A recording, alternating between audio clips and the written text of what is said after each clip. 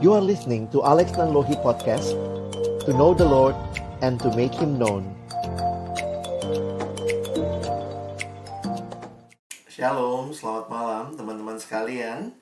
Bersyukur malam hari ini boleh berbagi dengan teman-teman sekalian. Ini topik yang sebenarnya sangat luas.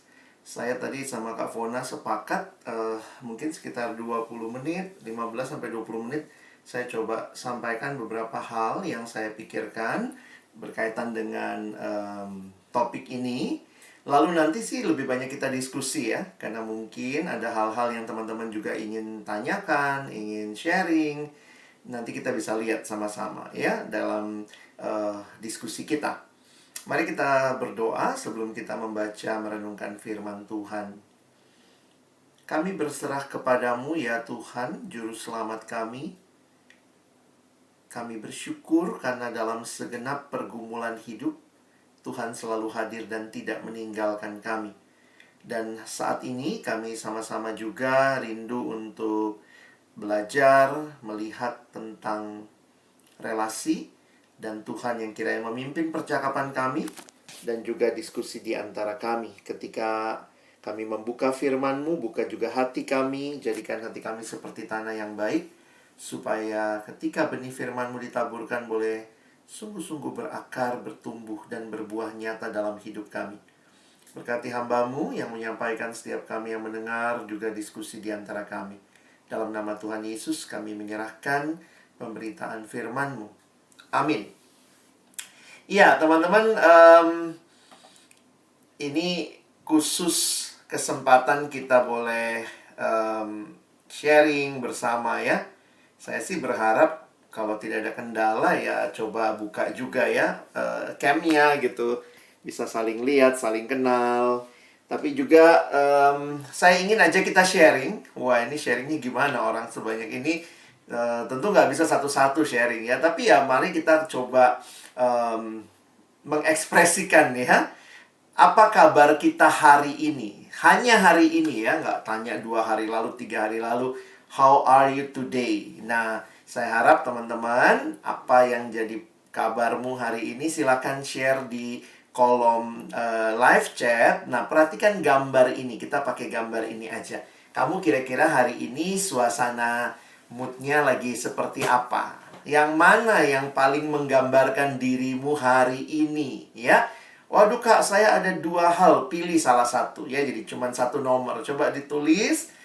Silakan teman-teman lihat baik-baik ya. Ini ada blob tree. Silakan coba perhatikan blob tree-nya ya. Oke. Wah, ini sahabatan berdua ya. Oke.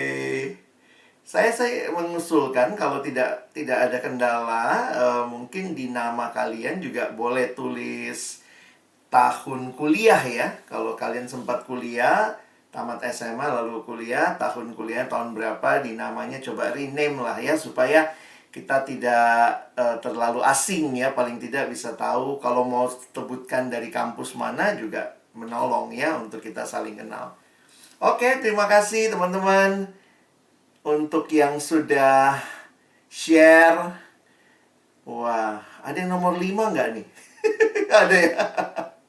Lagi ngantuk ya? Oke, ada yang mungkin 14 lagi terjun bebas. Baik, thank you teman-teman buat sharingnya. Tentu nanti gini aja ya, kalau kita nanti masuk breakout room, kalau nggak tahu mau ngomong apa, ngomong aja. Kenapa saya pilih nomor itu dulu ya, untuk mencairkan suasana.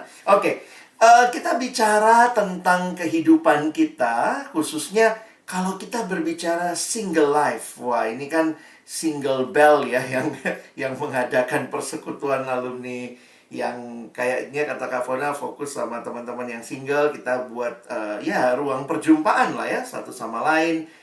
Mungkin ini yang jadi pergumulan adalah ketika kita berbicara relasi, seringkali orang waktu lihat orang yang single, ya, saya termasuk yang cukup lama single. Saya menikah usia 37 tahun. Jadi beberapa orang waktu itu bilang, wah Bang Alex ini udah expert dalam singleness gitu ya. Nah, saya harus katakan begini, seringkali memang kita berbicara tentang singleness ini, masalahnya bukan dalam relasinya seringkali dengan orang lain yang terutama, tetapi masalah utamanya biasanya berkaitan dengan diri kita sendiri.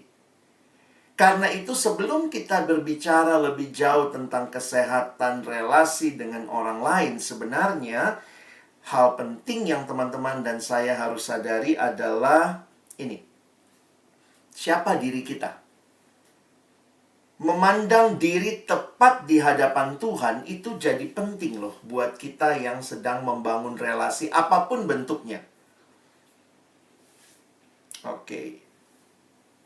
Semua bisa di-mute sebentar. Tolong yang masih open bisa di-mute dulu ya. Thank you. Nah, jadi teman-teman, kalau kita tidak berrelasi dengan tepat, seringkali masalahnya bukan di orang lain. Seringkali ya, ada juga kadang-kadang masalahnya di orang lain.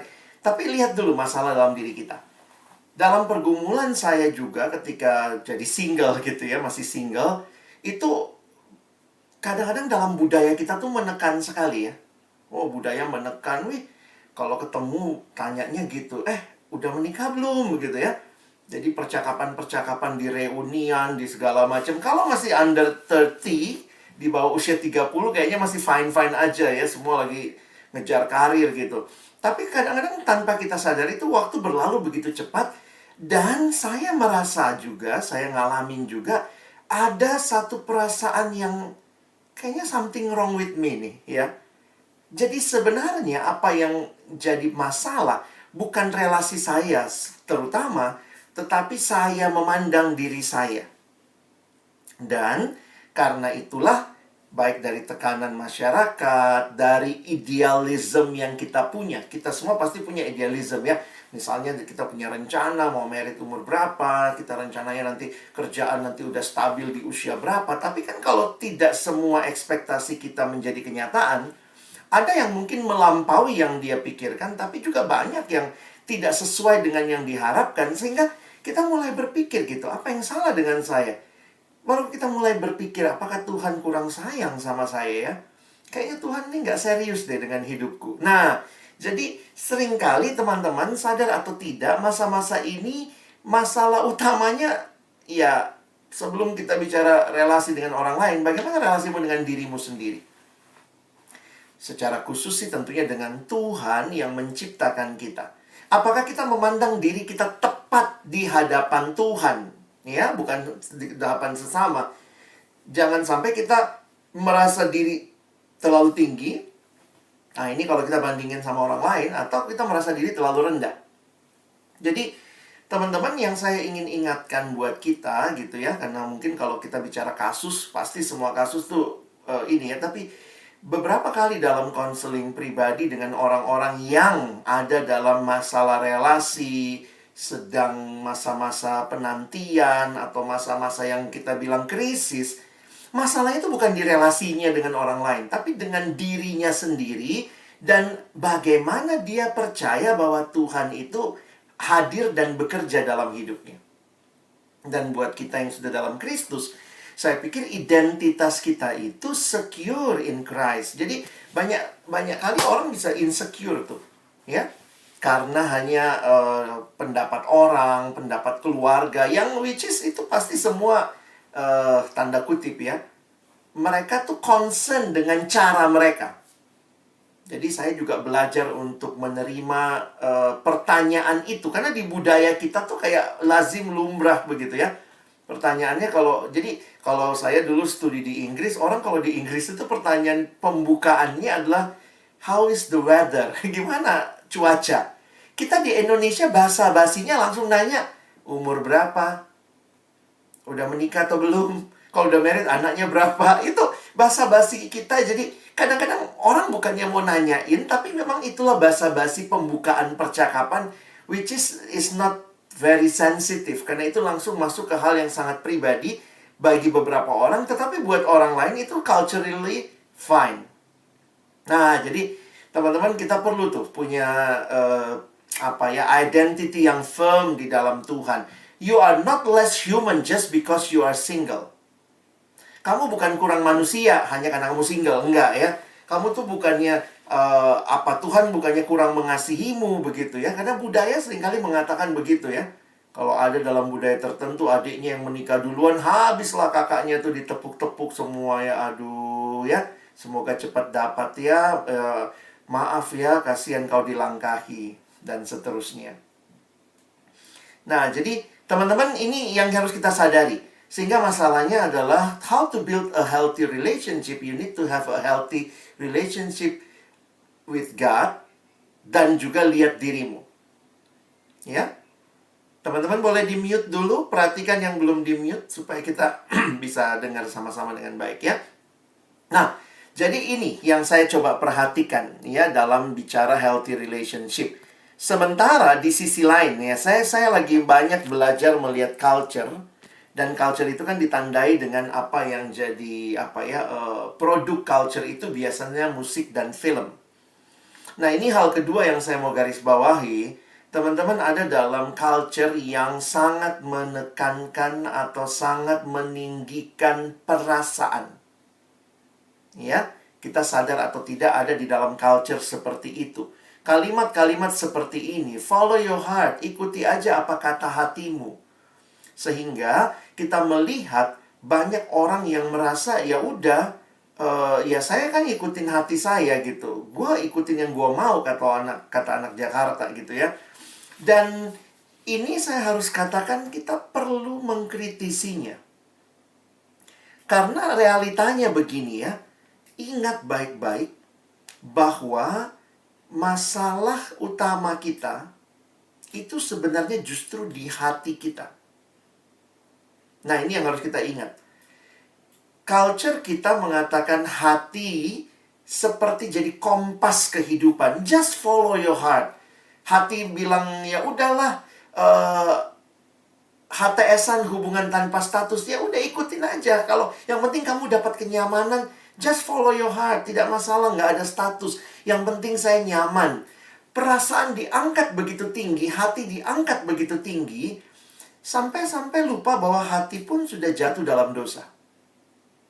Manusia terdiri dari, kita tidak satu aspek ya. Ada aspek fisik, ada aspek emosi, ada aspek psikologi gitu ya. Dan kita punya emosi ya. Dan kita punya perasaan. Tapi jangan lupa bahwa seluruh kemanusiaan sudah jatuh dalam dosa, termasuk perasaan kita. Bahkan hati dikatakan di Alkitab dalam Yeremia, hati itu sudah jatuh dalam dosa. Betapa liciknya hati. Lebih licik dari segalanya. Jadi, teman-teman hati-hati dengan hati. Ya, please be careful with this.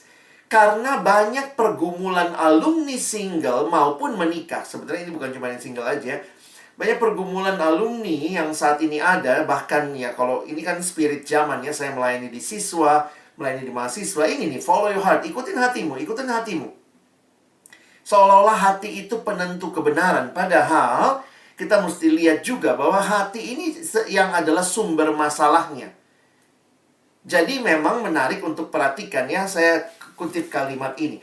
Ketika ada pergumulan, manusia memang begitu mudah menyalahkan berbagai hal di sekitarnya sebagai alasan mengapa dirinya melakukan dosa. Tetapi masalah utama manusia bukan di luar dirinya, tapi dari dalam dirinya, yaitu dari dalam hatinya. Karena itu, hati-hati dengan filosofi ikuti hatimu. Syukur-syukur hatimu baik sesuai dengan kehendak Tuhan. Tapi tidak ada di Alkitab follow your heart. Di Alkitab yang ada adalah follow God's word. Karena itu ingat, what is the heart of the problem? The heart of the problem is the problem of the heart. Siapa yang bicara begini? Yesus sendiri. Lihat Matius 15. Ini kalimat Yesus. Yesus kan mengobservasi dosa. Dan dia bukan bicara hanya perbuatan dosa. Yesus bicara lebih dalam tentang apa yang jadi sumbernya. Matius 15 ayat 18. Tetapi apa yang keluar dari mulut berasal dari hati. Dan itulah yang menajiskan orang. Karena dari hati timbul segala pikiran jahat, pembunuhan, perzinahan, percabulan, pencurian, sumpah palsu, dan hujat. Makanya Amsal sebenarnya mengingatkan kita untuk bukan mengikuti hati, tetapi jagalah hatimu. dengan segala kewaspadaan karena dari situlah terpancar kehidupan. Abang kasih contoh, sederhana saja begini.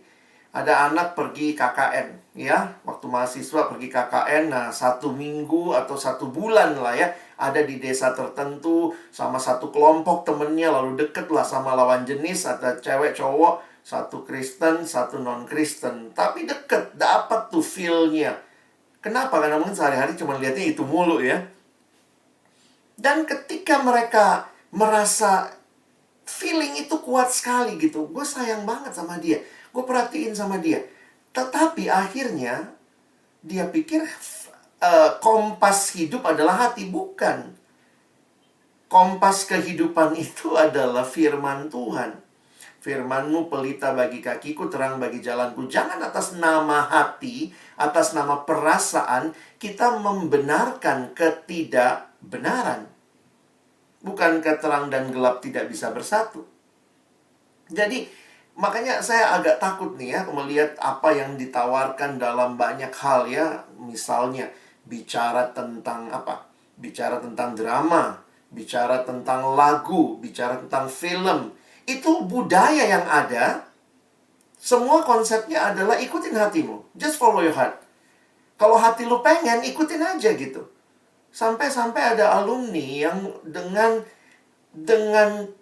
merasionalisasikan dosa, bayangkan ya, dia dekat sama suami orang. Tapi poinnya dia adalah yang penting gue nyaman bang. Karena ya dia sama istrinya lagi nggak, jadi itu ya, jadinya nyalahin istrinya orang itu, nyalahin kondisi. Habis kita dipertemukan sih dalam satu situasi bang, mau gimana? Jadi akhirnya yang saya lihat dia berusaha melegalkan, tuh kan nggak masalah dong. Karena apa? Karena inilah realita hati kami gitu ya. Kami benar-benar saling sayang. Padahal saya bilang itu hubungan terlarang. Jadi jangan jadikan feelingmu satu-satunya kompas dalam hidup. Bahkan harus terus dijaga hati supaya selaras dengan firman. Jadi feeling is not everything. We need feeling, yes. But feeling is not everything. Karena itu ikutilah firman Tuhan. Kalau firman Tuhan berbeda dengan perasaan yang dibuang, jangan firmannya. Perasaannya dimatikan. Tapi susah bang, sakit bang, matikan. Sulit, tapi bukan tidak mungkin. Jadi hati-hati dengan hal seperti ini. Ya. Nah, mungkin nanti dalam diskusi kita bisa ngobrol lebih jauh. Tapi 2 hal itu yang ingin saya tegaskan ya. Konsep yang pertama tadi tentang memahami kita di dalam Kristus, sehingga yang namanya kebahagiaan, kesenangan kita dalam Kristus. Dan yang kedua adalah sumber segalanya itu hati. Makanya jaga hati kita. Makanya kalau nanti masuk gitu ya, saya kutip ini, saya tunjukkan aja, ada buku yang bagus juga untuk teman-teman yang single. Ya, ini 7 Myths About Singleness. Sayangnya belum ada dalam bahasa Indonesia. Ya, mau cari e-booknya ada, bisa ke Google Playbook, ada di situ. Ditulis oleh Sam Allberry, dia juga single. Dan Sam Allberry menuliskan singleness, dia bilang ada 7 mitos yang biasanya orang percaya tentang singleness. Nah, ini macam-macam lah ya, nanti kalian lihat. Tapi salah satu kutipan yang menarik bagi saya adalah ini. Singleness like marriage. Single itu sama kayak menikah, itu adalah hal yang baik. Kadang-kadang kita berpikirnya begini, yang bagus itu yang menikah, single itu kutukan. Oh tidak. Singleness juga baik, marriage juga baik. Itu dua-duanya karunia dari Tuhan. Sehingga teman-teman harus siap hidup single. Bukan berarti tidak menikah, tapi poin saya begini. Saya single sampai kapan bang? Ya sampai kamu menikah. Dan ketika kamu menikah, bahwa kamu selesai single, kamu masuk dalam pernikahan. Jadi baik single maupun menikah, dua-duanya adalah kesempatan untuk memuliakan Tuhan. Kan itu hal yang baik. Jangan mengeluh dengan kesinggelan lalu kemudian menjadi orang yang akhirnya tidak mengerjakan yang lain, hanya sibuk dengan mencari pasangan. Kita jadi tidak melihat hal itu sebagai hal yang indah yang Tuhan juga berikan bagi kita. Tidak ada yang salah dengan single. Bahkan kalau orang begitu bisa menyiapkan pernikahan, saya pikir pun kita mari belajar untuk siap hidup single. Maksudnya apa? Dalam hidup itu kita mungkin single karena belum menikah, atau kita akan single lagi kalau sesudah menikah pasangan kita pergi duluan, meninggal. Jadi sebenarnya singleness itu sebuah fakta realita hidup. Jadi jangan merasa kalau saya single, saya belum manusia utuh. Lalu kalau saya menikah, saya manusia utuh. Tidak. Kebahagiaan sejati tidak terletak kepada pernikahan atau tidak menikah. Menikah atau tidak menikah, bukan. Kebahagiaan ada di dalam Kristus. Karena itu, yang belum menikah bisa bahagia? Bisa, asal ada Kristus. Dan yang sudah menikah, pasti bahagia? Oh tidak, kalau tidak ada Kristus di hidup mereka, tidak ada kebahagiaan. Nah, jadi saya mungkin memberi pengantar seperti ini. Untuk teman-teman dari sini kita bisa lihat dan berdiskusi ya. Thank you. Silakan Kak Fona. Iya, kita akan berdiskusi bersama Kak Alex ya. Jadi ini bincang-bincang santai gitu ya, nggak usah terlalu tegang. Silakan boleh raise hand, nanti minta tolong Ira atau Novi bisa lihat ya. Raise hand kita ya bisa curhat di sini ya, maksudnya bisa cerita healthy relation gitu. Kenapa mungkin teman-teman selama ini mungkin ada yang sulit gitu ya memulai relasi, dan mungkin ada hambatan-hambatan dalam memulai relasi, mungkin bisa cerita gitu dan kita bisa sharing sama-sama. Silahkan. Ada yang bertanya? Mau di absen satu-satu nih? Ada Evelyn, ada Gemma, Reni, Evan ini biasanya yang sering bertanya. Ada Anok juga ya di Jakarta. Gimana kabarnya Anok? Ya Kak Alex, mungkin gini Kak Alex memulai pertanyaannya ya. Kadang-kadang tuh gimana ya, ada orang-orang yang memang sulit gitu untuk memulai gitu relasi itu. Entah dia entah cewek atau cowok ya, ada barrier-barriernya gitu. Menurut Kak Alex gimana ya? Iya. Terhadap barrier itu gitu. Apakah yang dimaksud untuk memulai dalam arti PDKT, pasangan, atau memulai bersahabat aja? Iya, mungkin modern persahabatan mungkin ya, Alex. Okay, ya. Kalau bersahabat mungkin banyak di sini ya, teman-teman saling bersahabat, ya teman-teman gitu ya. Tetapi mungkin dalam hal relasi yang lebih jauh gitu, itu ada hambatan gitu. Iya, saya melihatnya gini sih, Kak Fona ya, bahwa setiap orang itu punya kepribadian yang berbeda-beda. Apalagi dalam konteks kita, ya mungkin kalau secara umum kan kita tahu dua ya, ada yang extrovert, ada yang introvert.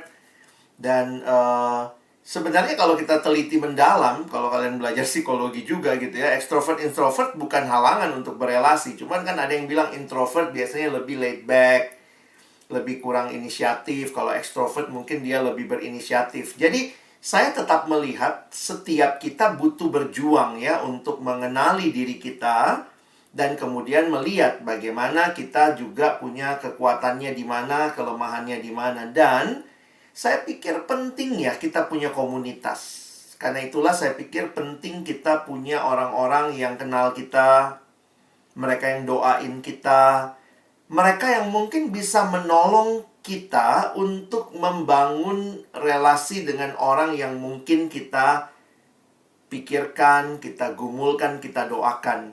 Karena nggak mungkin kan kita bilang saya suka sama dia tapi nggak ada, ditanya apa yang kau lakukan, nggak ada, cuman doa saja gitu ya. Kita butuh memulai percakapan. Nah, makanya saya sih terbuka kepada bantuan komunitas untuk tipe-tipe orang tertentu yang kepribadiannya mungkin agak sulit untuk memulai lebih dulu. Jadi sadari aja kalau kamu termasuk yang sulit, terbukalah kepada kakak KTB, teman KTB. Dan mungkin mereka bisa jadi alat Tuhan untuk menolong kamu berkomunikasi dengan orang yang kamu suka.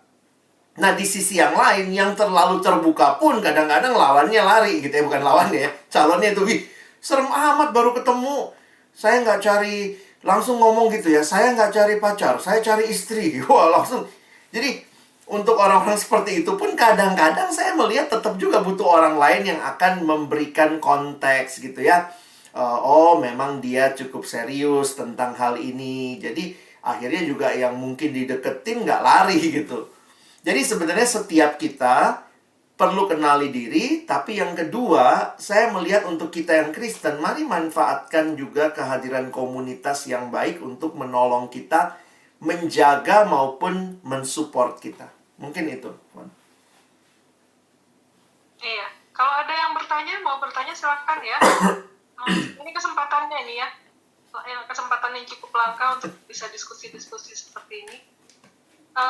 Kalau dari beberapa adik yang saya temui, sebenarnya masih muda gitu ya, tapi terus kemudian menemukan bahwa setelah masuk dunia kerja itu langsung komunitasnya terbatas gitu. Iya.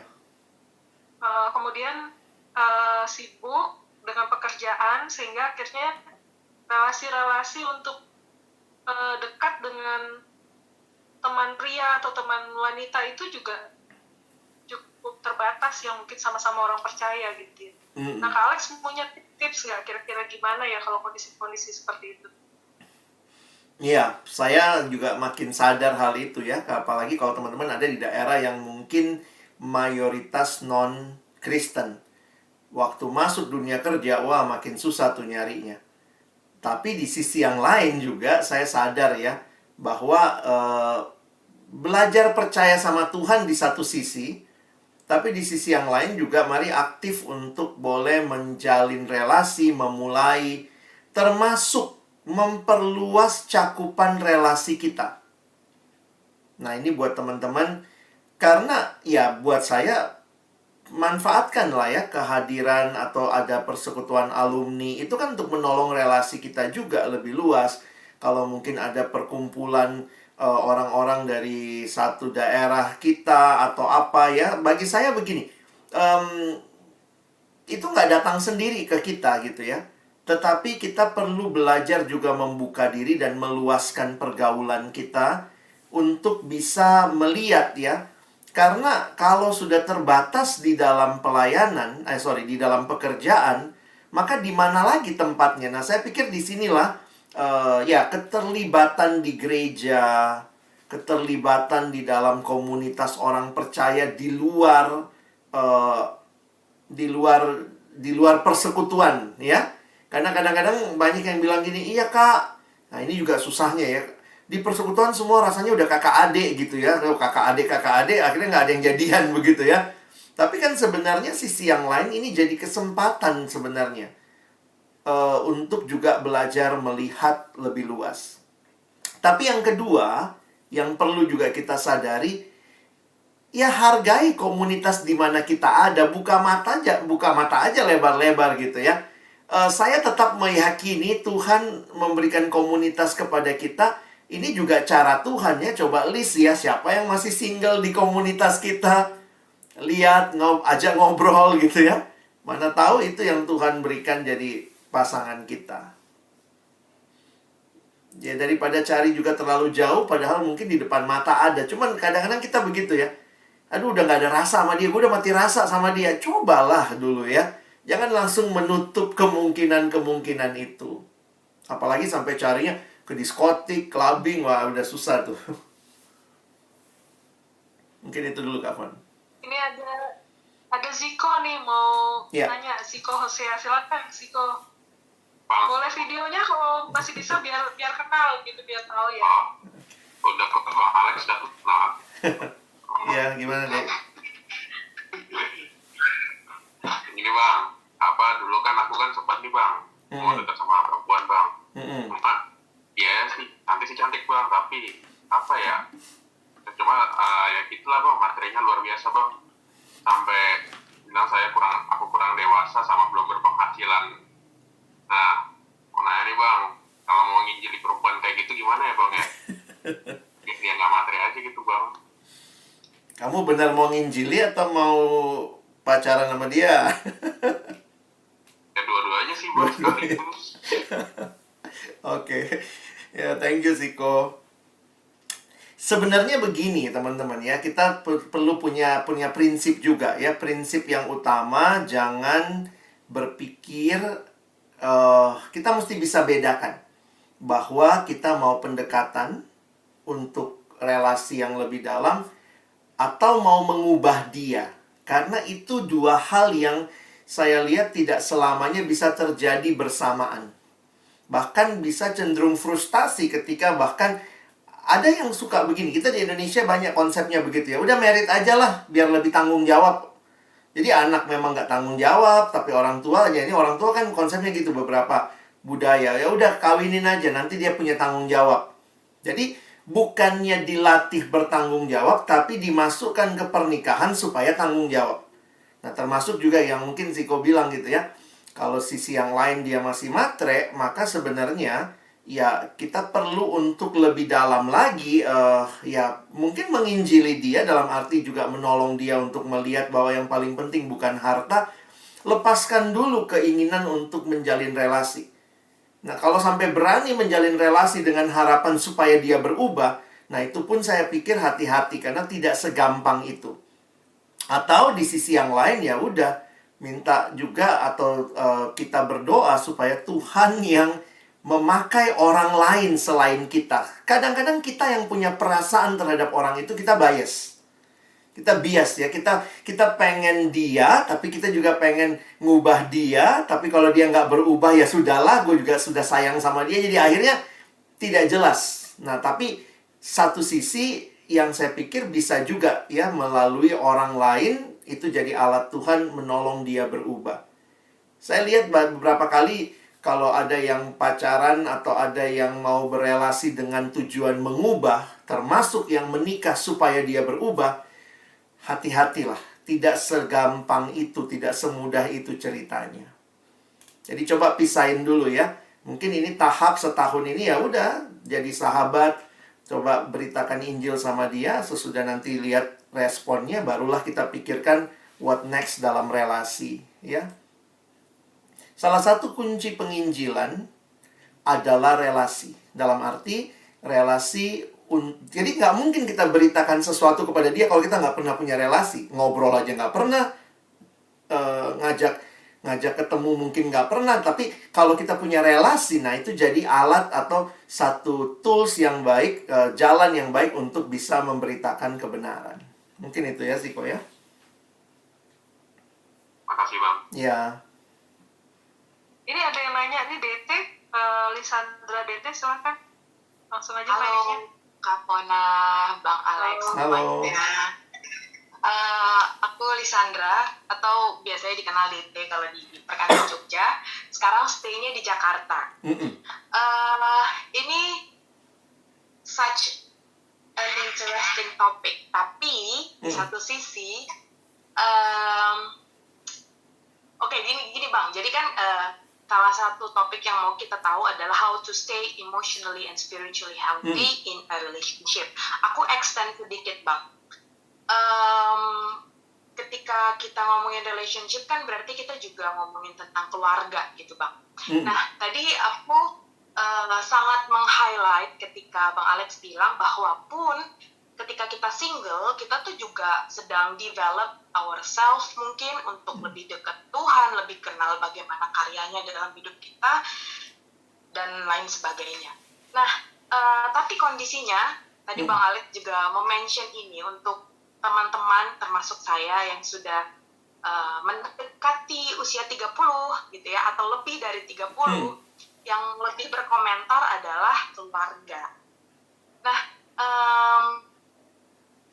ada masa saya dapat sharing juga dari beberapa teman ketika kita bilang iya sabar ya maaf gitu, lalu kemudian dianggap sudah mulai mengecilkan prioritas tentang berelasi serius begitu Bang. Padahal kan sebenarnya ini sesuatu yang penuh intrik gitu, mau cepat tapi sembarangan, atau ya berhati-hati, tetap berhikmat di dalam Tuhan. Namun mungkin butuh waktu dalam prosesnya. Nah, bagaimana ya kita tetap bijaksana, tetap penuh kasih menjelaskan ini kepada orang tua kita? Karena memang tidak sama, momen zamannya sudah tidak sama. Mungkin dulu memang ketika umur 18 tahun pun sudah merasa punya tanggung jawab untuk menikah gitu. Semakin kesini tidak sama kan kondisinya, beban-bebannya gitu ya, terus juga ekspektasi itu tidak sama. Bagaimana ya Bang? Tetap penuh kasih gitu. Karena nggak pengen juga kita anak-anak Tuhan tapi akhirnya menjelaskan itu kepada orang tua dengan keras, tapi akhirnya mereka tidak bisa melihat kasih dan tidak bisa menemukan bagaimana kita mendekatkan diri kita dengan Tuhan di masa single gitu.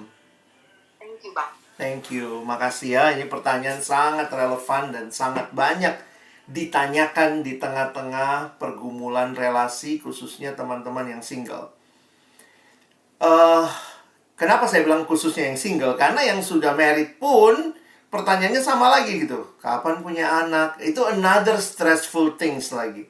Jadi sebenarnya teman-teman, ya culturally pertama saya melihat begini. Penuh kasih itu saya highlight sebagai belajar menerima masukan dari orang lain dan belajar percaya, khususnya untuk orang-orang yang dekat dengan kita ya, bukan netizen jahat, tapi kayak orang tua dan segala macam. Sejelek-jeleknya saran mereka, tapi sebenarnya di balik itu mereka merasa itu yang terbaik buat anaknya. Jadi belajar percaya di tengah kelemahan, keterbatasan orang tua kita, belajar untuk melihat itulah ekspresi kasih mereka. Tentu dengan konsep yang mereka punya. Beberapa orang tua makin tua takutnya gitu. Kalau aku nggak ada nak, mama bapak meninggal, kau sama siapa? Itu kan concern yang baik begitu ya. Tapi kemudian di sisi itu kita belajar mendengar. Jadi bagi saya, pertama percayalah bahwa ada motivasi baik di situ. Lalu percaya lagi lebih dalam bahwa ini bukan sekadar keputusan 1-2 hari ya. Sehingga mungkin sikap yang terbaik kalau dinasehati ini ya, belajar dengar ya. Nah ini mungkin nggak banyak anak sekarang. Saya sekolah S2 bang, masa cuma denger doang udah tahu konsep papa mama salah. Dengar aja dulu. Nggak mati kok mendengar ya. Kecuali kalau kau mendengar kau mati ya, paling mati perasaan. Tapi poin saya adalah you know your parents. Kamu yang paling tahu orang tuamu. Bagaimana menjelaskannya? Apakah mereka suka dibantah? Sejauh yang saya tahu tidak ada orang tua yang suka dibantah.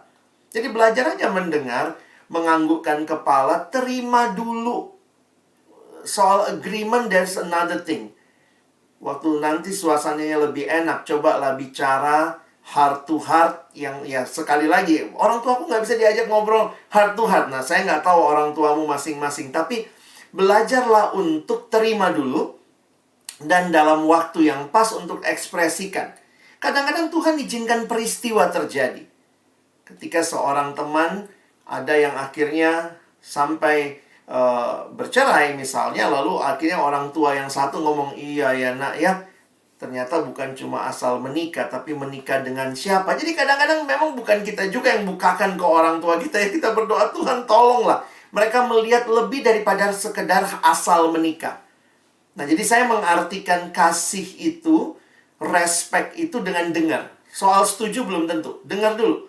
Nah, waktu sudah dengar, nah kita tidak tahu kapan pas waktunya untuk kita memberikan ini kita ya, pendapat kita. Tapi yang saya jauh lebih concern adalah ketika kamu akhirnya, itu tadi, dirimu, self-identity-mu itu, kalau itu jadi goyah gara-gara kalimat orang tua, dan akhirnya memilih, ya udah, siapapun yang penting menikah. Dan saya ketemu beberapa yang seperti itu, dan beberapa itu juga, ya, punya banyak kerikil lah di dalam kehidupan pernikahan. Jadi, ya jujur aja abang banyak dapat DM ataupun WA yang dari alumni-alumni yang bertanya, bang bagaimana saya bertahan, situasinya begini. Itu selalu saya tanya, ketemu calonmu di mana? Oh, dikenalin orang tua.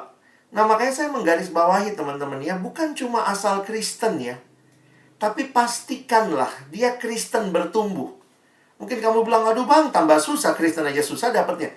Kamu percaya Tuhan sanggup menyediakan, Tuhan sanggup mempertemukan, tentunya dengan usaha kamu juga untuk expand your your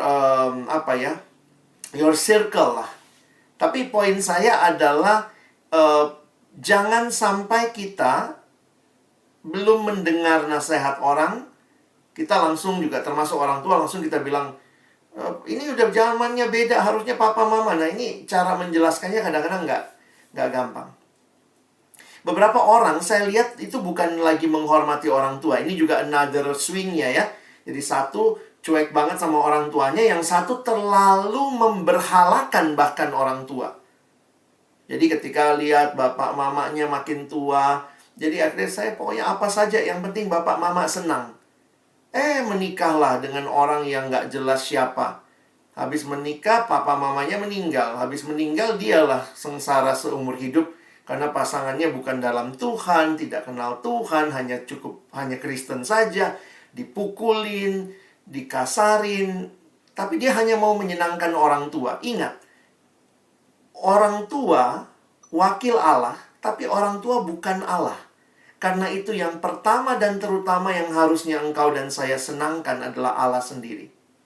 Dan seringkali kalau nasihat orang tua sama dengan nasihat Allah, ya taat sama nasihat orang tua.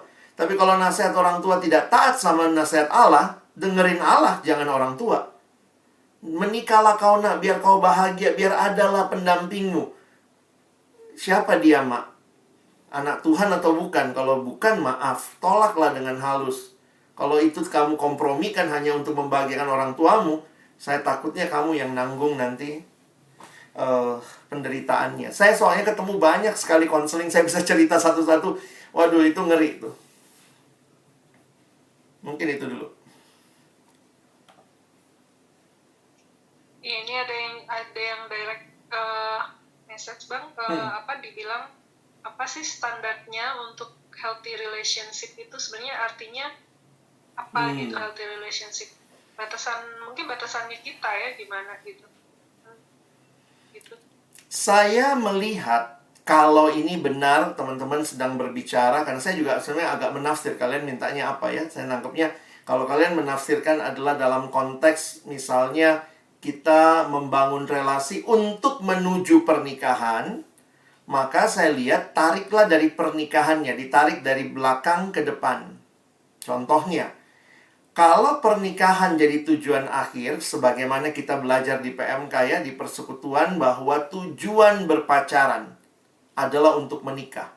Maka ingat, sebelum pacaran, nah ini yang kita bilang PDKT.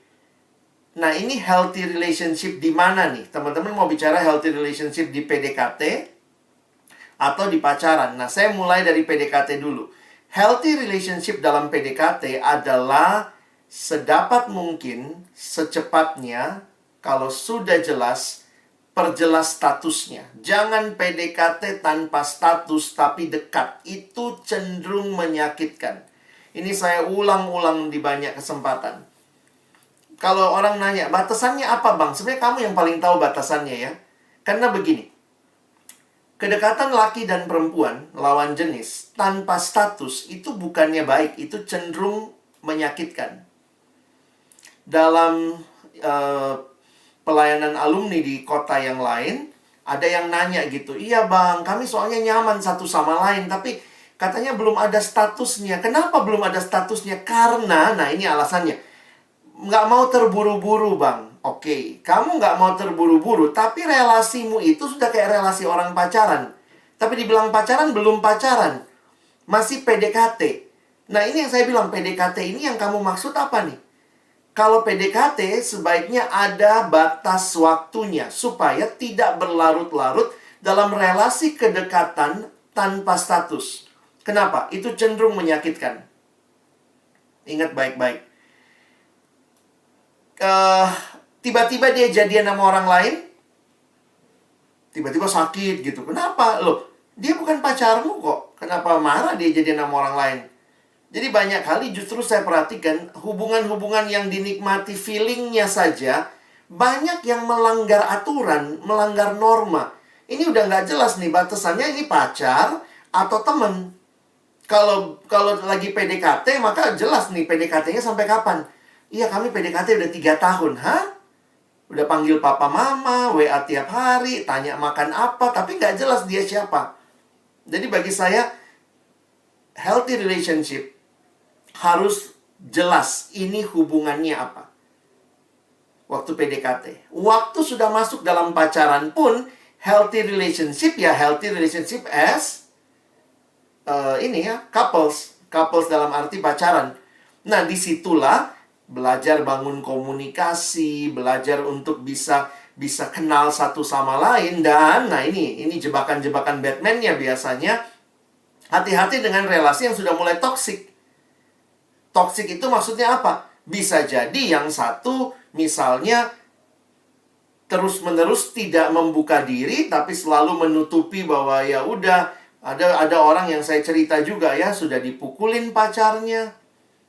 Nah ini pacaran nih, ceweknya dipukul, pernah dipukul, kalau marah cowoknya WA pakai kebun binatang, sekali ditendang jatuh dari motor.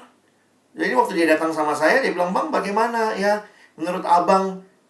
Saya bilang, kalau saya ya dek, dengar ceritamu, saya usulkan ya, akhiri relasi deh. Nggak bagus begini, ini pacaran aja udah kekerasan dalam pacaran, KDRT gitu ya. Nanti masuk rumah tangga, nggak ini. Terus tahu nggak jawaban dia apa ya? Ini bodoh atau apa ya? Bang, dia jawaban doaku, bang. Hah? Jadi, saya jujur aja harus mengatakan, kadang-kadang anak persekutuan itu polos atau bego ya. Udah jelas itu kamu disakiti seperti itu ya, mesti belajar mengatakan. Saya tanya soalnya ya, kamu sudah sempat konseling, pacarku nggak mau bang. Ya udah, makanya saya bilang ya, saya tidak melihat alasan untuk mempertahankan relasi dengan cowok semacam ini. Tapi dia bilang, tapi dulu ini jawaban doa saya bang. Jawaban doa di awal pacaran bukan berarti jawaban doa waktu kamu berpacaran pun terus doakan. Ini pasangan yang tepat apa tidak. Jangan terima bulat-bulat gitu hanya karena dulu ini jawaban doa. Kalau jawaban doamu ternyata menyakiti kamu, karena waktu sudah masuk pernikahan, konsep kita, kalau sudah menikah nggak boleh putus, nggak boleh cerai. Makanya di dalam pacaran masih boleh putus kalau tidak sehat relasinya. Jadi ini yang saya harus ingatkan. Kalian mesti tahu nih, ini di tahap apa. Nah ini generasi yang katanya nggak mau kasih komitmen. Jadi dekat pacar bukan. Jadi healthy-nya di mana? Ini yang saya nggak tahu. Saya mesti mulai dengan definisikan dulu. Kalian dalam tahap apa? Dan healthy-nya dilihat dari situ. Jangan terlalu dekat kalau dia bukan siapa-siapamu. Ya ingat ya. Beberapa pergumulan yang saya lihat juga, maaf ya. Khususnya di kota-kota pelajar, Jakarta, Bandung, Jogja gitu ya. Itu bisa tuh tidur bareng, having sex, tapi bukan siapa-siapa. Pacar bukan, enggak. Gue cuma butuh kenyamanan. Apalagi kalau orang sudah addicted sama sexual relationship atau sexual intercourse, itu jadi istilahnya, ya udah, yang penting saya dapat kenyamanan itu. Jadi dia bisa berpetualang dari satu orang ke orang yang lain gitu, tanpa relasi. Nah ini yang bagi saya,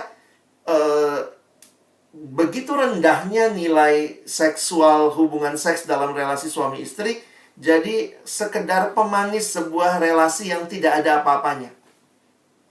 Nah itu biasanya dimulai dari mana? Dari hubungan-hubungan yang nggak jelas. Jadi besok kalau mau bilang, saya nuntut tanggung jawab. Tanggung jawab apa? Lu bukan siapa-siapa kok. Sehingga besoknya lagi nggak apa-apa dong saya main sama orang lain. Kamu bukan siapa-siapa saya gitu. Nah mungkin itu yang saya coba garis bawahi kali ya Kak Fona.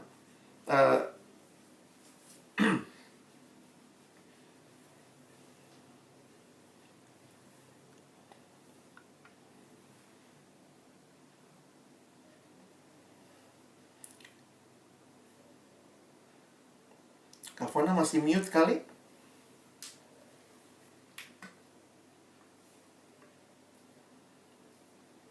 Apakah ada teman-teman yang mau bertanya lagi? Boleh open mic kali ya, silakan. Ini dengan Japri, Bang. Sorry, tadi ada problem sedikit. Yep. HP-nya agak panas. Kak mau nanya, ketika Allah belum menjawab doa pasangan hidup kita sekian lama, sampai kita punya bad relationship dengan semua orang yang bad relationship-nya dengan semua orang yang bertanya kapan nikah. Padahal kita sudah expand circle kita, cuma Tuhan tetap aja belum jawab. Apakah ini pertanda kalau kita ditentukan untuk tidak menikah? Oke. Dalam pengalaman bicara tentang tidak menikah, saya melihat tidak segampang itu juga ya. Hanya karena situasinya begini lalu kita tarik kesimpulan. Jadi jangan juga teman-teman karena bad experiences then you try to conclude your life. Udahlah saya single gitu. Itu kalau singlenya begitu tuh single dengan penuh penyesalan dan penuh kepahitan itu. Jadi saya tetap melihat terbukalah, selalu terbuka untuk pernikahan. Ketika memang Tuhan, poinnya begini ya, bagi saya begini. Kalau kamu bisa lihat single is a good thing, marriage is a good thing, maka waktu kamu single ataupun married gitu ya, kamu tetap terbuka untuk melihat atau tetap belajar untuk terbuka di hadapan Tuhan, apa yang perlu saya lakukan dengan apa yang Tuhan berikan ini. Ketimbang langsung menutup diri, saya pasti single. Untuk beberapa orang ada yang Tuhan kasih calling yang jelas banget seperti itu. Tapi buat sebagian besar saya pikir ya be open to God. Sehingga kapanpun Tuhan izinkan misalnya kamu bertemu, kamu juga bisa belajar melihat, ya ini jadi cara Tuhan menjawab kebutuhanmu kah? Karena saya tetap melihat gini ya, kalau orang bisa menikah umur berapapun, ya tanpa ada halangan bahwa nggak boleh menikah di atas umur, Kristen nggak boleh menikah di atas umur 50 tahun. Ya, itu membuat kita juga belajar jadi tidak menutup diri, tapi belajar untuk terbuka. Nah, untuk buku-buku tentang selibat sebenarnya, beberapa buku-buku tentang selibat itu ada yang mengatakan selibat yang langsung menentukan, misalnya saya pasti selibat, itu beberapa kasus dikategorikan panggilan khusus. Panggilan khusus ya, kalau di Katolik kita tahu ada biarawati. Jadi poinnya adalah bukan karena bad experience saya conclude hidup saya pahit, saya nggak mau menikah. Itu namanya kamu pahit sama hidup. Tetapi ada orang-orang yang dapat panggilan khusus tidak menikah. Misalnya, untuk benar-benar mengabdi kepada pekerjaan pelayanan Tuhan. Akhirnya dia makin sadar, iya ya, saya dipanggil, kalau saya menikah, maka saya tidak akan bisa mengerjakan ini misalnya. Nah itu beberapa orang dapat keyakinan seperti itu untuk sesuatu yang lebih jangka panjang. Tetapi kalau teman-teman tidak dapat panggilan spesifik seperti itu hanya karena beberapa bad experiences, jangan buru-buru conclude I'm single for the rest of my life. Mungkin itu. Oke, masih ada pertanyaan kah? Silakan. Selagi masih ada kesempatan ini mungkin ada yang mau curhat atau Ya, silakan. ingin sharing mulanya. Wah, ini ada Naftalia ini, Bang. Ada Naftalia. Pasor. Yang selalu didoakan.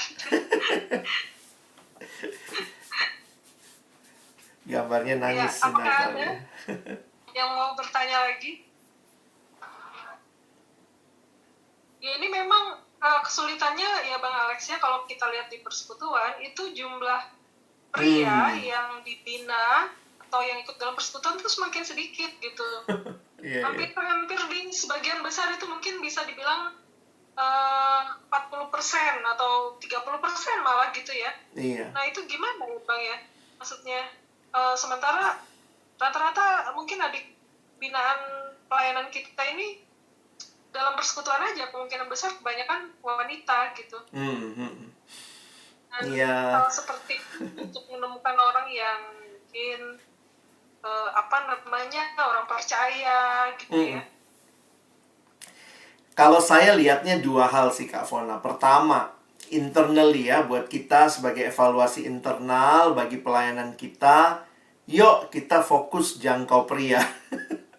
Ya, itu penting tuh. Ada misi khusus. Kami di UI tahun 90-an waktu bikin camp, kami sampai dikumpulin tuh yang laki-laki, kita doa sama-sama minta kebangunan laki-laki di kalangan kami gitu ya. Di kalangan waktu kami camp kepemimpinan di UI tahun 93 saya ingat ya. Kami berdoa sama-sama di satu ruangan. Jadi itu memang dikhususkan ya, dalam arti begini.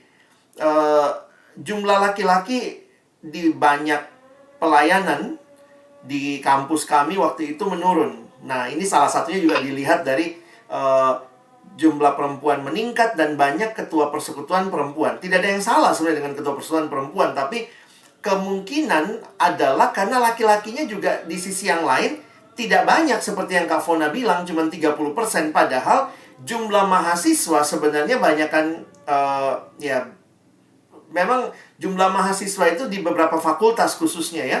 Kayak teknik itu ya laki-lakinya banyak ya. Kak Fona tahu lah ya, teknik kan laki-laki lebih banyak daripada perempuan. Tapi yang datang persekutuan sedikit gitu. Nah, jadi waktu itu kita punya doa dan kegerakan untuk, nah memang dua hal keluar rekomendasi ya. Persekutuan tuh jangan terlalu ke cewek-cewekan. Lagunya pakai gerakan cowok-cowok yang anak daki gunung atau apa tuh agak jijik gitu ya. Aduh, kau temanku, ku temanmu, mentega dan roti, nari-nari gitu. Jadi ya bukannya nggak boleh ya, tapi kadang-kadang persekutuan ini terlalu feminin ya, sehingga kurang menantang buat beberapa laki-laki. Itu rekomendasi pertama. Tapi yang kedua juga sebenarnya yang lebih penting ya, fokuslah pimpin KTB laki-laki. Jadi buat teman-teman ya, yang apalagi yang laki-laki yang tahu nih ya, beberapa laki-laki di sini ya, pimpin lagi KTB laki-laki yang ada di kampusmu atau di alumnimu ya. Karena apa? Karena sulit memang. Nah, di situ jadi rekomendasi yang bisa dilakukan. Nah, yang kedua, kalau tadi kan internal ya, tapi yang kedua yang eksternal yang saya lihat juga perlu untuk persekutuan ini begini. Perlu kita percaya pada Tuhan bahwa ada juga laki-laki yang cinta Tuhan di luar persekutuan kita. Nah, ini perlu juga percaya. Di gereja ada nggak orang kayak begitu? Saya tetap yakin ada. Walaupun mungkin nggak menikmati pembinaan seperti yang didapat di persekutuan kita. Tetapi ada nggak laki-laki yang cinta Tuhan di gereja, binaan persekutuan lain? Ada kok. Jadi tetap percaya, sedapat mungkin kan dapat yang sama-sama binaan perkantas kan, itu kan harapan kita. Tapi kita pun mesti percaya Tuhan tuh kreatif, maha kuasa, dia melakukan lebih daripada yang dia lakukan di perkantas saja. Dia bisa melakukan di gereja juga ya. Nah, jadi ini pengalaman pribadi. Satu waktu saya didatangi beberapa perempuan, anak PMK, yang mulai berpacaran. Terus kemudian mereka bilang gini, "Bang, boleh ketemu nggak?" Ya kami ketemuan lah. Saya ingat saya ketemuan di Starbucks dengan 2 orang perempuan yang sudah mulai berpacaran dengan anak gereja. Pure anak gereja, nggak pernah kenal persekutuan atau pernah datang di kampus tapi kemudian memilih aktif di gereja. Dia pacaran lah. Terus perempuan-perempuan ini bilang, "Bang, boleh nggak abang pimpin KTB pacar-pacar kami?" Karena saya bilang, "Loh, maksudmu apa?" Mereka bilang gini, "Pacar-pacar kami ini binaan gereja dan anaknya baik-baik, Bang. Tetapi mereka mungkin tidak dapat wawasan seperti yang kita dapat di persekutuan mahasiswa." Jadi kemudian saya bilang, "Ya udah kalian ajarin aja." Nah, dia bilang, "Waduh, Bang, kami kan pacarnya cewek, ngajarin yang cowok. Nanti harga dirinya segala macam." Dan waktu itu akhirnya mereka minta tolong, "Abang bisa nggak pimpin KTB pacar-pacar mereka," gitu ya. Dan saya pikir ini hal yang baik nih. Bahwa mereka percaya bahwa ada orang yang baik di luar persekutuan kita, tetapi mereka juga punya usaha untuk menolong. Karena misalnya yang satu bilang gini, "Pacarku percaya, Bang, Alkitab itu firman Tuhan. Dia percaya bahwa baca Alkitab itu penting, tapi dia nggak terlalu yakin mesti saat teduh tiap hari. Sementara anak persekutuan harus saat teduh dulu setiap hari." Nah, saya bilang, "Kamu aja yang bilang." "Waduh, Bang, kalau saya yang bilang susah nih. Abang deh, kita KTB sama-sama, kami bahas MHB." Jadi saya bahas MHB lagi sama mereka. Itu jadi kesempatan. Akhirnya saya melihat ya sekarang mereka sudah menikah, sudah punya anak gitu ya. Bersyukur mereka jadi, karena perempuan-perempuan ini merasa konsep kerohanian yang didapat di persekutuan dengan yang didapat di gereja sama-sama baik, tapi kurang imbang. Nah, dia berjuang tuh untuk pacar-pacarnya. Nah, saya nggak tahu nih teman-teman, tetap meyakini Tuhan bisa kasih di dalam perkantas, di luar perkantas, dan mungkin ada ekstra usaha untuk membimbing yang tanda kutip di luar perkantas, kalau memang itu jadi cara Tuhan buat kamu. Mungkin begitu kali, Kak Fona, untuk masalah laki-laki ini. Ada lagi di isu yang lain, Bang. Apa itu? Yang lain yang muncul. Cewek-cewek perkantas itu terlalu mandiri. Mungkin ya. Iya. Tapi saya pernah loh dengar obrolan, saya pernah ya ngobrol-ngobrol sama adik-adik gitu ya sambil makan gitu waktu dulu habis persekutuan gitu ya. Kenapa kalian nggak sama aja sama-sama persekutuan? Aduh Kak, itu high class cewek-ceweknya. Nah itu menurut Bang Alex gimana tuh ya gitu? Apa memang kita perlu menurunkan standar, bukan standar ini ya namanya. Cowok-cowok tuh takut gitu kalau misalnya ceweknya terlalu leadershipnya terlalu tinggi, gitu ya. terlalu pintar atau apa gitu. Gimana nih? Oke, secara singkat aja ya, saya melihat sih itu masalah paradigma juga ya. Makanya saya juga kalau bicara sama yang laki-laki gitu ya, ingat ya, cewek persekutuan semaco-maconya cewek, tetap dia cewek. Jadi belajarlah mengasihi, belajar memperhatikan, belajar menolong. Karena juga kadang-kadang gini ya, ini juga agak terbalik. Saya pernah lihat di satu persekutuan di Jakarta. Saya nggak usah sebut kampus mana. Habis Natalan nih. Cewek-ceweknya yang angkat keyboard, gulung kabel gitu. Ketepatan memang panitianya cewek-cewek. Cowok-cowoknya di depan selfie-selfie. Minta ampun, udah kebalik dunia gitu ya. Saya langsung bilang, cowok-cowok berhenti tuh, bantuin yang cewek. Walaupun mereka yang panitia, tetap kalian perlu punya tanggung jawab ya. Jadi poin saya begini, sebenarnya belajarlah menghargai setiap gender lah ya. Laki-laki hargai perempuan, perempuan hargai laki-laki. Sebenarnya bukan masalah menurunkan standar, tapi lebih kepada begini. Kalau kita percaya dalam Tuhan ada pertumbuhan, terus bertumbuh, maka saya melihat begini. Untuk teman-teman perempuan yang melihat cowoknya mungkin belum sekuat kamu kerohaniannya, maukah engkau juga dipakai Tuhan ya, kalau memang Tuhan pertemukan kalian menjadi teman perjalanan untuk bertumbuh bersama. Cowok itu ya, nah ini karena saya cowok ya, cowok itu sekalinya serius dengan kerohaniannya tuh serius banget. Saya ngalamin lihatnya begitu. Tapi memang kalau dia belum tertarik itu kayak nggak jauh banget gitu. Tetapi beberapa cowok karena punya pacar yang rohani, dia jadi serius juga dengan kerohanian. Nah itu bagi saya sometimes tidak masalah di mana startnya. Tuhan bisa pakai yang startnya belakangan juga bertumbuh dengan pesat, asal memang terus dalam situasi mau bertumbuh. Makanya tetap penting walaupun kalian berpacaran, tetap misalnya cowoknya KTB juga, ceweknya KTB, selain mereka berdua juga bertumbuh bersama. Jadi jangan melihat begini. Soalnya ada anak persekutuan datang ya, cowok tembak cewek, terus ceweknya bilang gini, apa visi hidupmu? Waduh, pertanyaannya jadi kayak screening pengurus. Apa visi hidupmu? Tujuanmu apa? Nanti kalau begini-begini. Nah cowoknya langsung jiper gitu ya. Cowoknya langsung bilang gini, aku juga masih bergumul. Karena cowoknya jawab, saya masih bergumul dengan visi hidupku ke depan. Ceweknya langsung bilang, oh sorry, saya cari yang visinya jelas. Udah, padahal cowok ini potensinya bagi saya waktu dibimbing malah bagus begitu. Ya itu contoh-contoh lah. Iya, ini pertanyaan terakhir nggak apa ya? Sudah setengah ini soalnya. Dari Casey mungkin bisa langsung aja, Casey. Mungkin cara bedain, ya salam kenal semuanya sebelumnya. Halo. Pertama kali ikut. Terus aku ada pertanyaan cara bedain couple in a very long relationship gitu. Mungkin udah stay for 5 or probably 6 years together.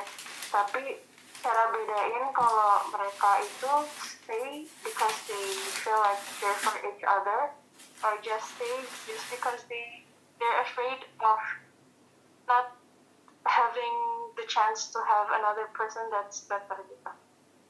Kayak terjebak dalam relasi itu ya, udah kelamaan ya. Iya. Dan belum ada tanda-tanda akan menikah?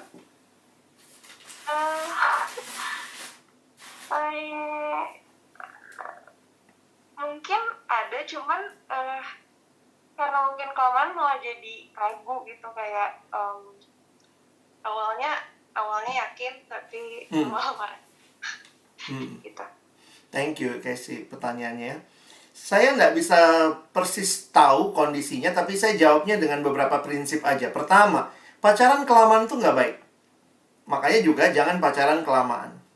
Kenapa? Pacaran kelamaan itu bisa seperti yang Casey ceritain, bisa hilang feel-nya, hilang excitement-nya. Apalagi kalau keduanya mungkin sudah sangat dekat awalnya. Nah, itu biasanya bisa jadi nggak ada yang salah sebenarnya dengan sangat dekat ya, tapi karena terlalu panjang waktunya, jadi itu membuat hubungan tuh lebih butuh perjuangan karena makin hambar ya. Nah, jadi saya memang melihat makanya saya tidak rekomendasi anak SMA pacaran. Kalau dalam sesi-sesi yang saya bawain LSD, saya biasa please anak SMA berteman dulu lah ya.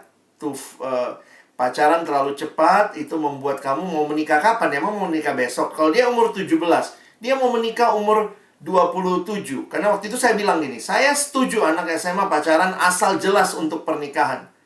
Tapi tanggung resikonya kalian pacaran tuh lebih dari 10 tahun misalnya. Umurmu berapa? 17. Mau menikah? Saya umur 28 lah bang menikah. Nah, kamu pacaran sekarang 28, masih 11 tahun lagi, Dek. Nah, saya lihat belum pas lah ya. Jadi di sisi lain merasa yang seperti tadi, trap dalam relationship. Nah, kalau kita ngalamin seperti itu, apalagi misalnya bingung juga waktu maju ini seperti apa, cobalah untuk saya sih mengusulkan untuk ketemu orang yang bisa melihat kalian lebih netral gitu ya. Dalam arti konselor mungkin atau kakak rohani yang bisa melihat, sehingga ini jadi semacam sebuah evaluasi sebelum kalian melangkah dalam pernikahan. Apakah tepat untuk dilanjutkan? Atau memang mesti evaluasi ulang lalu pikirkan mau lanjut atau tidak. Nah, saya ketemu beberapa kasus yang seperti itu, dan memang ada saudara-saudara kita yang sekolahnya counseling ya. Nah, itu mereka bisa menolong. Khususnya untuk teman-teman yang... Jadi sebenarnya di dalam sekolah-sekolah counseling Kristen, mereka menawarkan ada mentoring untuk yang sedang berpacaran. Saya pikir itu satu hal yang baik ya. Jadi ada orang lain yang mungkin bisa lebih objektif, bisa melihat. Tapi tetap yang ambil keputusan ya harus berdua.